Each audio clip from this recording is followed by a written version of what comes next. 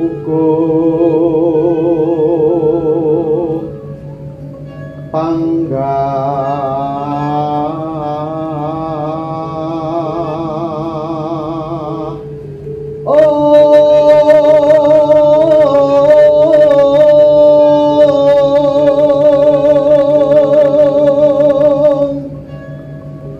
sinatrio utama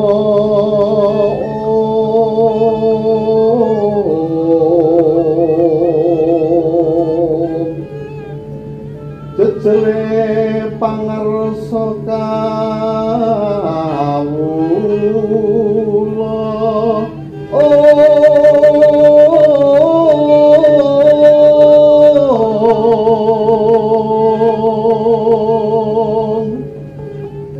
yageng mangir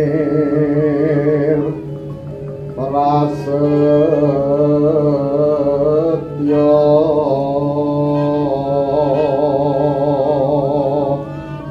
ing Gusti Kang Maha Murbawasesa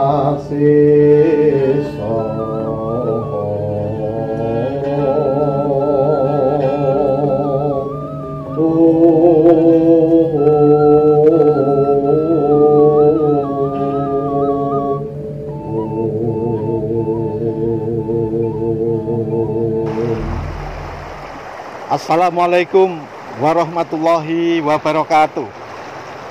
Sahabat, sedulur, sohib, sobat, dan teman-teman, sanak saudara, dimanapun Anda berada. Pada kesempatan yang lalu, saya, Irwan Mangir, telah memberikan sebuah pengantar untuk sebuah kisah tentang Ki Ageng Mangir. Bapak, Ibu, teman-teman, saudara, dimanapun Anda berada, kesempatan ini di episode yang kedua, saya akan kembali melanjutkan kisah yang telah lalu. Mengisahkan tentang Ki Ageng Mangir tentu tidak lepas dari banyaknya referensi, sumber-sumber sejarah yang telah kita cari dan kita pergunakan. Dan di dalam kesempatan ini, seperti yang dulu saya janjikan, saya akan mengupas tuntas tentang isi buku sejarah Ki Ageng Mangir sampai dengan Ki Ageng Mangir Wonoboyo.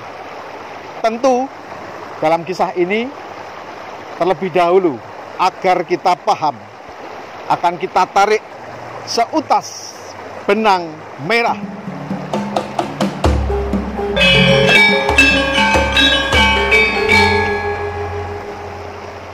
Saudara-saudara saya, mengisahkan sebuah ketokohan Ki Ageng Mangir ini erat kaitannya dengan sejarah Majapahit, dengan sejarah Demak Bintoro, Pajang, Mataram, dan Mangir. Maka kesempatan yang pertama, kami akan sampaikan bagaimana di era Mataram kuno sebelum Mataram Islam. Bapak, Ibu, teman-teman, saudara-saudara saya, Mataram kuno berdiri dan didirikan oleh dinasti Wangsa Sailendra. Dinasti Wangsa Sailendra hidup di Pulau Jawa sejak ratusan tahun sebelum Masehi. Tentu di dalam kisah ini, Mataram kuno yang didirikan oleh dinasti Wangsa Sailendra ini berada di wilayah Kedu. Kedu ini di sebelah selatan Gunung Merapi dan Merbabu, dua buah gunung yang sangat besar seperti raksasa. Wilayahnya sangat luas sampai dengan lereng selatan Dieng, dan ini sampai di Samudra Kidul. Begitu luas Mataram kuno. Dan ketika itu dinasti Sailendra yang sudah hidup ratusan tahun sebelum Masehi, tiba-tiba Mataram kuno yang didirikan dengan wilayah yang sangat luas bagai hilang ditelan bumi. Kenapa, saudara-saudara? Ketika itu Mataram kuno dilanda bencana dahsyat meletusnya Gunung Merapi. Dengan bencana yang sangat dahsyat, orang-orang di Mataram kuno ketika itu yang masih bisa menyelamatkan diri berlari ke Jawa Timur di Kerajaan Majapahit, sebagian berlari ke Jawa Barat di Kerajaan Pajajaran. Sehingga ketika itu habislah riwayat Mataram kuno. Tentu setelah Mataram kuno ini, Mataram sangat familiar di hati masyarakat, sangat mengesan di hati warga. Sehingga ketika Mataram kuno ini lenyap ditelan bumi, tetapi nama Mataram tetap digunakan oleh orang-orang ketika itu. Mataram ini juga diistilahkan dengan Matarum oleh orang Jawa, atau dengan istilah Ngeksi Gondo yang bermakna penglihatan dan bau yang harum. Sehingga Mataram ini namanya tetap digunakan dalam Mataram Islam. Saudara-saudara yang berbahagia, saudara-saudaraku yang sangat kami cintai, yang sangat saya sayangi, walhasil nama Mataram tetap digunakan dan dilestarikan, menandai tanah yang subur, tanah yang produktif, tanah yang menyimbolkan sebuah kemakmuran. Dan inilah yang kemudian mengakar di hati para masyarakat. Dapat kita tarik sedikit kesimpulan bahwa Bumi Mangir ada sejak Mataram kuno ada, dan Bumi Mangir lebih dulu ada sebelum Mataram Islam ada. Inilah sedikit kesimpulan yang bisa kita sampaikan. Berdasarkan Babat Tanah Jawi Gancaran oleh S. Gito Harjono, ini dapat kita tarik sebuah benang merah antara Majapahit dengan Demak Bintoro, dengan Pajang, dengan Mataram dan Bumi Mangir. Ini pada kisaran tahun 1400 sampai dengan 1600 Masehi. Di era Majapahit, ketika mulai berkembangnya Islam, hadir ketika itu 3 tokoh besar ulama. Yang pertama adalah Maulana Malik Ibrahim, atau yang disebut dengan Syekh Maulana Maghribi. Beliau wafat pada tahun 1419 Masehi. Tokoh ulama Islam yang kedua adalah Syekh Maulana Ibrahim Asmarakandi. Beliau ini tidak lain adalah ayahanda dari Raden Rahmat, atau kelak yang bergelar Sunan Ampel. Beliau Syekh Maulana Ibrahim Asmarakandi wafat pada tahun 1425 Masehi. Kemudian tokoh ulama Islam yang ketiga adalah Syekh Maulana Iskak. Beliau wafat di Campa, Samudra Pasai. Kemudian keduanya wafat. Yang pertama Syekh Maulana Malik Ibrahim, yang kedua Syekh Maulana Ibrahim Asmarakandi, wafat. Beliau berdua digantikan dakwahnya oleh Ananda dari Syekh Maulana Ibrahim Asmarakandi, yaitu tidak lain adalah Raden Rahmat atau Sunan Ampel.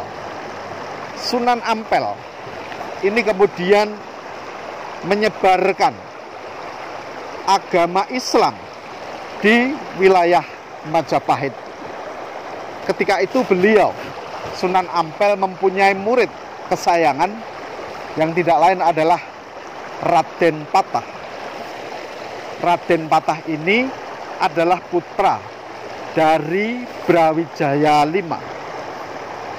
Kemudian atas saran dari Sunan Ampel, Raden Patah didaulat, diperintah untuk mendirikan sebuah pesantren di wilayah Majapahit. Ketika itu kemudian Raden Patah memilih wilayah yang bernama Glagahwangi, yang kemudian didirikannya pesantren di sana. Banyak murid yang berguru kepada Sunan Ampel, kepada Raden Patah, sehingga ketika itu berdirilah pesantren di Glagahwangi yang kemudian kelak akan menjadi apa yang disebut dengan Demak Bintoro. Di tempat itu Raden Patah diangkat menjadi adipati, bergelar Adipati Notoprojo, sehingga Kadipaten Demak Bintoro menjadi kiblat dan panutan masyarakat di desa-desa yang telah bersimpati kepada tuntunan agama Islam. Di Glagahwangi berhasil menjadi pusat agama Islam yang dipimpin oleh Wali Songo dan telah mendirikan masjid besar sebagai pusat pendidikan Islam.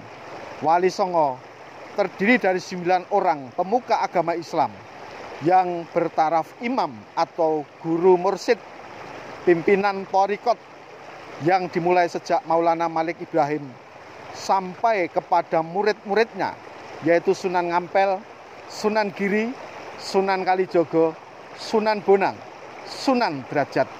Kemudian 3 orang wali yang lebih muda, yaitu Syarif Hidayatullah atau Sunan Gunung Jati, seorang cendekiawan dari Jawa Barat, Raden Umar Said Sunan Muria, seorang putra Sunan Kalijaga, dan Raden Ja'far Shodiq atau Sunan Kudus, putra Sunan Ngudung atau Raden Usman Haji yang gugur dalam perkelahian membela Raden Patah. Pada periode berikutnya, kemudian Islam berkembang dengan pesat sampai mengakar di hati para rakyat jelata. Sehingga ketika itu rakyat mengangkat Ki Ageng untuk dijadikan teladan, untuk dijadikan guru sebagai sumber ilmu tuntunan agama Islam. Di antaranya adalah sebagai pendahulu ada Ki Ageng Pengging, Ki Ageng Tarup, kemudian ada Ki Ageng Selo, ada Ki Ageng Ngerang dan Ki Ageng Ngenis. Kemudian dilanjutkan oleh Ki Ageng Banyu Biru, Ki Ageng Majasto, Ki Ageng Butuh, Ki Ageng Pemanahan, dan Ki Ageng Mangir.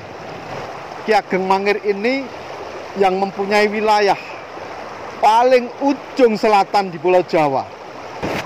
Ki Ageng Mangir ini mempunyai wilayah yang sangat terpencil, jauh dari Demak Bintoro dan Pajang. Tetapi pengaruh budaya Demak Bintoro dan Pajang sangat kental. Merti dusun, pesta lemper, pesta apem, pesta upacara adat, dan banyak lagi masih lestari dan mempengaruhi peradaban dan adat istiadat dan tradisi di bumi Mangir. Hampir 1,5 abad bumi Mangir hidup dalam ketentraman. Bumi Mangir hidup dalam kemerdekaan.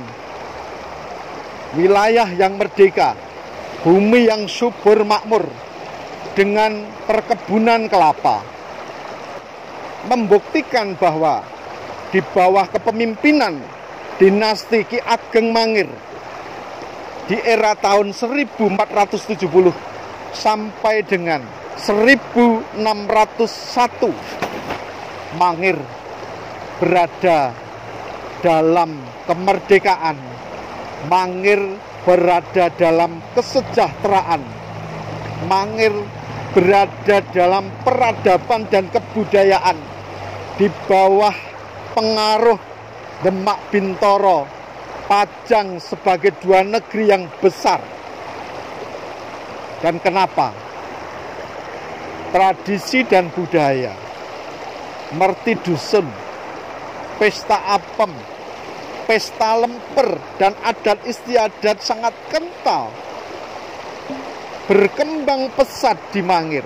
Tidak lain karena Ki Ageng Mangir telah menjadi murid dari Sunan Kalijogo, dan Sunan Kalijogo telah menjadi gurunya orang Mangir.